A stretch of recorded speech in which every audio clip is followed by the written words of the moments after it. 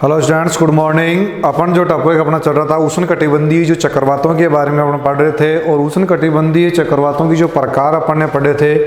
उनमें उनका थर्ड प्रकार था अपने पास में उष्णकटिबंधीय झंझावात या तूफान। और उनमें मुख्य अपने पास में जो चक्रवात थे जिनकी जो गति है 120 किलोमीटर प्रति घंटे की रफ्तार से जो आते थे या उससे अधिक उनकी जो गति होती जिससे कि तबाही हो जाती थी। उनमें मुख्य रूप से महासागरों के जो पश्चिमी भागों में उत्पन्न होने वाले वी आकार के जो चक्रवात हैं और जिनमें दाब प्रवणता तीव्र गति की पाई जाती हैं, वो उनमें प्रमुख रूप से अपने पास में हैं हरिकेन और टाइफून जो मुख्य अपने पास में चक्रवात हैं। तो आज अपन जो उष्णकटिबंधीय चक्रवातों में जो अपने स्थानीय जो चक्रवात होते हैं जिनके स्थानीय नाम है क्षेत्रों के अनुसार हरिकेन और टाइफून के नाम से जाना जाता है, लेकिन उनकी जो उत्पत्ति क्षेत्र हैं लगभग एक से होते हैं। महासागरों के पश्चिमी भागों में इनकी उत्पत्ति होती है और धीरे धीरे फिर अपने क्षेत्रों में जाकर वहाँ के मौसम को और वहाँ के जनजीवन को अस्त व्यस्त कर देते हैं। तो सबसे पहले अपन हरिकेन और टाइफून की जो उत्पत्ति की अपन बात करते हैं कि इनकी उत्पत्ति जो कहाँ पर होती है, यानी हरिकेन और टाइफून जो चक्रवात होते हैं उनकी उत्पत्ति की अपन बात कर रहे हैं। तो उत्पत्ति जो क्षेत्र है अपने पास में पूर्वी जो चीन सागर है वहाँ पर मुख्य रूप से इनकी उत्पत्ति होती है। उसके बाद में कैरिबियन सागर हैं, दक्षिणी प्रशांत महासागर हैं, अपने जो मध्य अमेरिका का जो पश्चिमी जो भाग है वहाँ पर। इसके साथ ही अपने पास में दक्षिणी जो हिंद महासागर हैं और बंगाल की खाड़ी में इनकी जो उत्पत्ति होती है। यानी कि जो अपने पास में हरिकेन और टाइफून जो चक्रवात हैं इनकी जो उत्पत्ति कहाँ हो रही है अपने पास में पूर्वी जो है चीन सागर, पूर्वी चीन सागर के साथ में कैरिबियाई सागर हैं और अपने पास में दक्षिणी प्रशांत महासागर हैं। मध्य अमेरिका का जो पश्चिमी तट है वहाँ पर, या मध्य अमेरिका का पश्चिमी जो अटलांटिक जो पश्चिमी जो प्रशांत महासागर का जो पूर्वी तट के पास वाला जो क्षेत्र हैं कैरिबियाई सागर हैं, और इसके साथ में दक्षिणी हिंद महासागर हैं और बंगाल की खाड़ी में हरिकेन और टाइफून जो चक्रवात हैं इनकी उत्पत्ति होती है। इसके बाद में इन्हीं चक्रवातों की जो विशेषताएं हैं उन विशेषताओं की जो बात अपन करते हैं, तो सबसे पहले जैसे अपन ने विशेषताओं की बात की थी कि चक्रवात में जो न्यून दाब का जो केंद्र बनता है वो उसके सेंटर में बनता है, केंद्र की तरफ बनता है, और केंद्र से अपन बाहर की ओर जाते हैं तो उनका वायुदाब बढ़ता जाता है। या अपन कह सकते हैं कि सभी जो अब हवाएं बाहर से केंद्र की ओर आते हैं जिससे कि बहुत बड़े चक्रवात भंवर उत्पन्न होते हैं, वो अपने पास में चक्रवात कहलाते हैं। तो सबसे पहली विशेषता उसी के आधार पर है कि जो इनमें समदाब रेखाएं होती हैं, समदाब जो रेखाएं होती हैं वो कैसी होती हैं, वृत्ताकार होती हैं। यानी कि समदाब रेखाएं वृत्ताकार होती हैं और साथ में इनमें जो दाब प्रवणता है वो तीव्र पाई जाती है। यानी कि समदाब रेखाएं वृत्ताकार होती हैं, दाब प्रवणता कैसी होती है, इनमें तीव्रता पाई जाती है, दाब प्रवणता तीव्र पाई जाती है। साथ ही अपन बात कर रहे हैं इनमें जो उत्पत्ति का जो क्राइटेरिया जो क्षेत्र हैं वो 10 डिग्री से 15 डिग्री जो अपने पास में उत्तरी और जो अक्षांश हैं इन अक्षांशों में जो मुख्य रूप से अपने पास में हरिकेन और टाइफून जो चक्रवात हैं उनकी उत्पत्ति होती है। यानी 10 से 15 डिग्री उत्तरी अक्षांशों के मध्य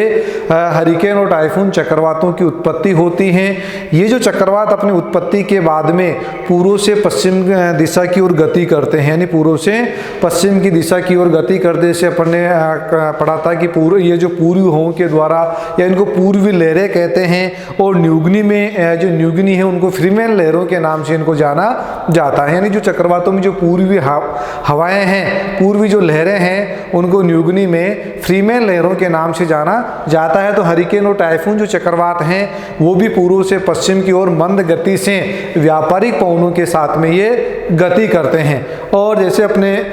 इनका जो उत्पत्ति जो क्षेत्र होता है वो महासागरों में होता है, और महासागरों का भी जो पश्चिमी जो भाग हैं वहाँ पर मुख्य रूप से अपने हरिकेन और टाइफून चक्रवातों की उत्पत्ति होती है। जैसे अपन ने पहले भी पढ़ा था कि महासागरों की जो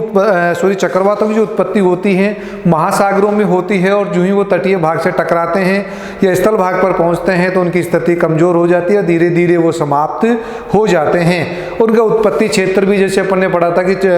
अपने 5 डिग्री से 30 डिग्री अक्षांशों के मध्य दोनों गोलार्धों में इनकी उत्पत्ति होती है, और उपोष्ण कटिबंधीय क्षेत्रों में जाते ही ये पूरी तरह से क्या हो जाते हैं, समाप्त हो जाते हैं। तो वही अपने पास में इनकी उत्पत्ति होती हो 10 से 15 डिग्री उत्तरी अक्षांशों के मध्य हरिकेन और टाइफून चक्रवात की उत्पत्ति होती है। पूर्व से पश्चिमी दिशा की गति करते हैं, व्यापारिक पवनों के साथ में ये गति करते हैं। महासागरों के पश्चिमी भाग में इनकी उत्पत्ति होती है।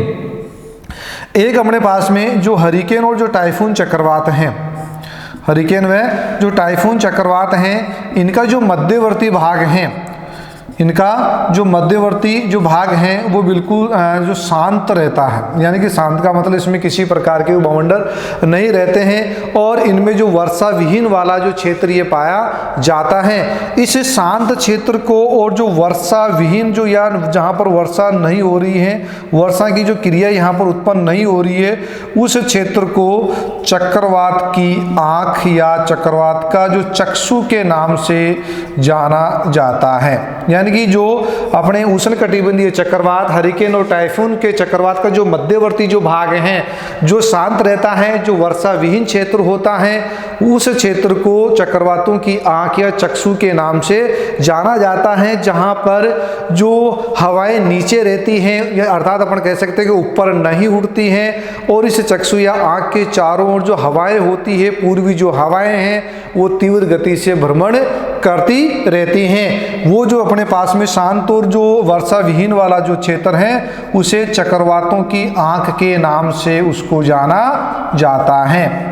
उसके बाद में इनकी जो अगली विशेषताओं की अपन बात करते हैं कि जो हरिकेन और टाइफून जो चक्रवात हैं, इनकी उत्पत्ति मुख्य रूप से ग्रीष्म ऋतु में होती है, यानी ग्रीष्म ऋतु में अधिक सक्रिय होते हैं। अगर इनको ज़्यादा इनकी सक्रियता की बात करते हैं कि अधिकतम जो सक्रियता इनकी कब पाई जाती है, तो हरिकेन और टाइफून जो चक्रवात हैं, इनकी अधिकतम सक्रियता ग्रीष्म ऋतु के अंत में और शरद ऋतु के प्रारंभ का जो समय होता है, उस समय इनकी उत्पत्ति या उनकी सक्रियता सबसे अधिक पाई जाती है।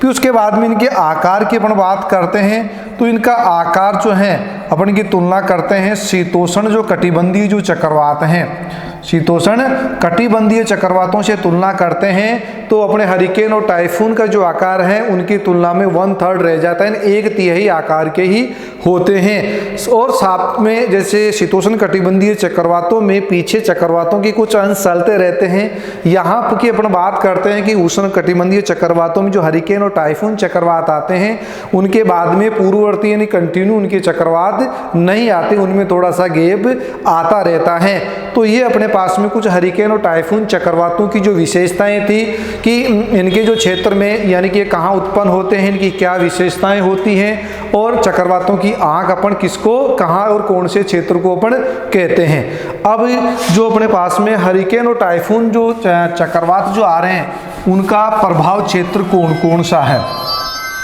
सबसे पहले अपन बात करते हैं हरिकेन जो अपने पास में जो चक्रवात हैं उसका जो प्रभाव क्षेत्र।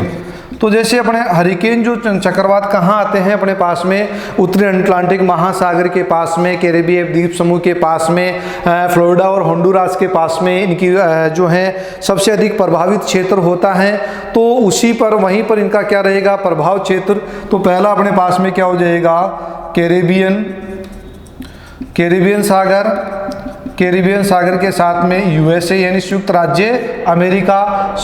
अमेरिका के पास में जो मैक्सिको है, मैक्सिको का जो अटलांटिक जो महासागर का जो तटीय भाग है, यानी मैक्सिको का या मैक्सिको के जो पास में अटलांटिक महासागर का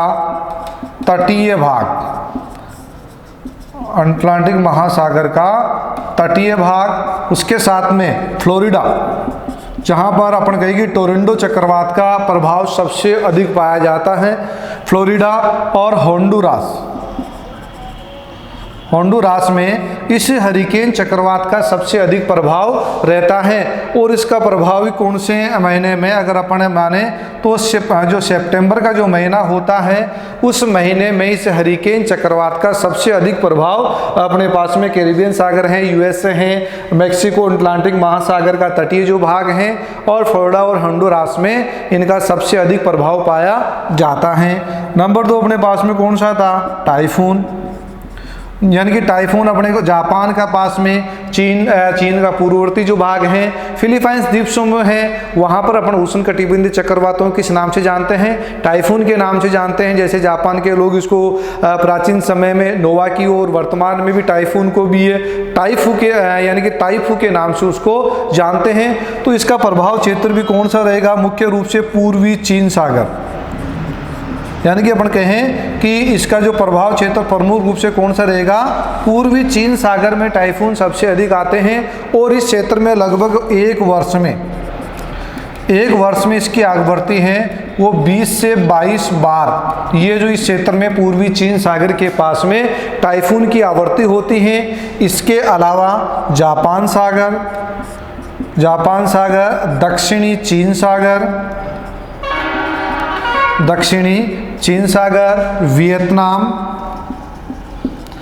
वियतनाम के बाद में फिलीपाइंस द्वीप समूह, जो द्वीप समूह और दक्षिणी जो अपने पास में जापान सागर का जो दक्षिणी हिस्सा है वहाँ पर ये जो अपने पास में टाइफून चक्रवातों का प्रभाव क्षेत्र सबसे अधिक पाया जाता है। तो टाइफून अपने पास में सबसे अधिक इसकी आवृत्ति कहाँ होती है? पूर्वी चीन सागर में, जहाँ एक वर्ष में 20 से 22 बार आते हैं। इसके अलावा जापान सागर है, वियतनाम है, फिलीपाइंस द्वीप समूह है, दक्षिणी जापान सागर में इनका सबसे अधिक जो है अपन कहें कि ये प्रभावित क्षेत्र है। अब अपने हरिकेन और टाइफून जो चक्रवात आते हैं इनसे क्या प्रभाव होता है, क्या इनकी विशेषता, क्या इनसे नुकसान हो रहा है? तो अगला जो अपने पास में टॉपिक है हरिकेन व टाइफून जो का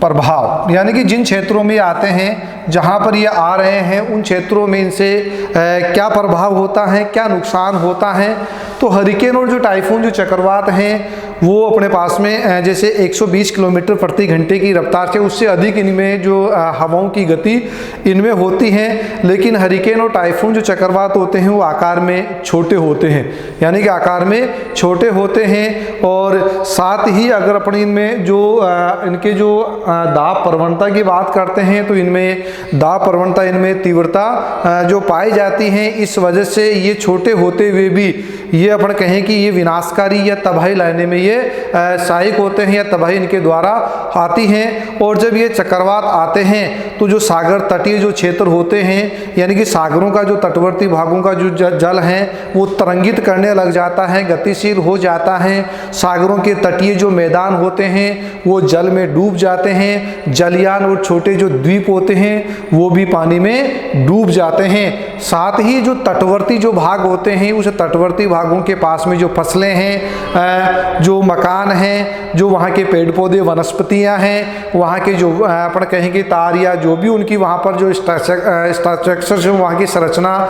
या आधारभूत जो संरचनाएं पाई जाती हैं उनको भारी क्षति होती है, नुकसान पहुँचता है, क्षतिग्रस्त हो जाते हैं। और साथ ही वहाँ पर जन धन की हानि भी हो जाती है, यानी कि वहाँ पर कई लोगों की मृत्यु भी हो जाती है। यानी कि जिन क्षेत्रों में ये चक्रवात आते हैं वहाँ पर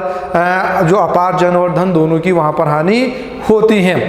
अब इनका जो मौसम पर क्या प्रभाव पड़ता है, मौसम संबंधी, यानी कितना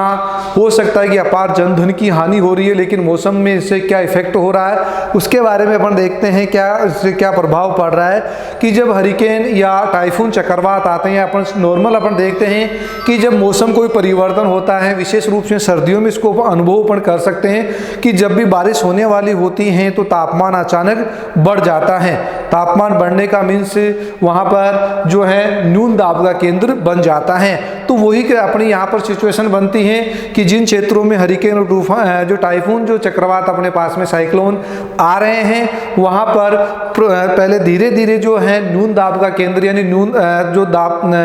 जो अपने पास में वायुदाब है वो कम होने लग जाता है, फिर अचानक वो तीव्रता से घटने लगता है, जिस वजह से जो हवाएं हैं वो सर्पिलाकार होकर केंद्र की ओर गर्त की ओर एक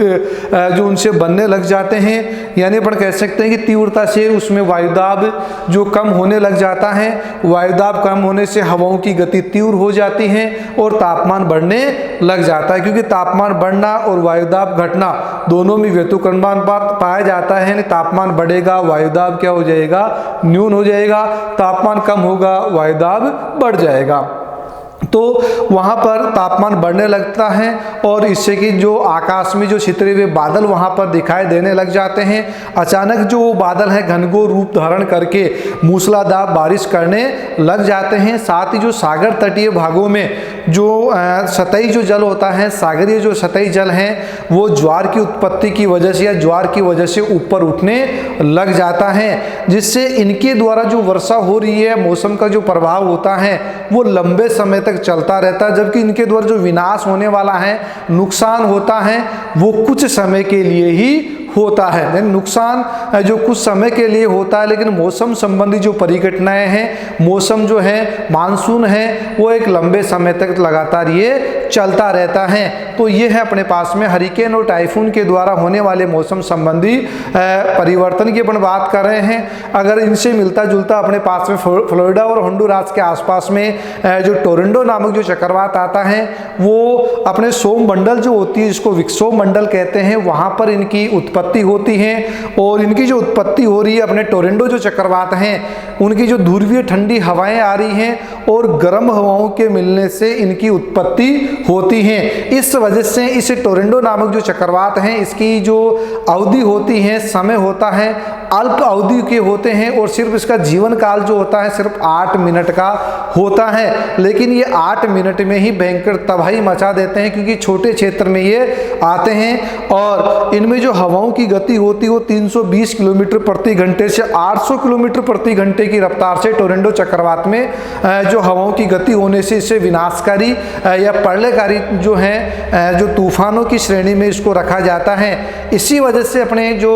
एक प्रसिद्ध भूगोलवेता है, उनका नाम है क्रिचफील्ड में ने जो टोरंटो अपने पास में जो चक्रवात हैं उनके बारे में कहा है कि ये जो सौर मंडल या विक्षोभ मंडल में पाए जाने वाला या आने वाला सबसे प्रचंड और प्रलयकारी तूफानों में से एक टोरंटो चक्रवात हैं। और इसी का जो एग्जाम्पल जो अपने पास में जो संयुक्त राज्य अमेरिका में 19 फरवरी 1984 को एक वहाँ पर टोरंटो नामक जो चक्रवात आया था, उस चक्रवात में इतना भयंकर और प्रलयकारी चक्रवात था कि उसमें जो इनका जीवन काल सिर्फ 8 मिनट का होता है, उसी में यहाँ पर लगभग 10,000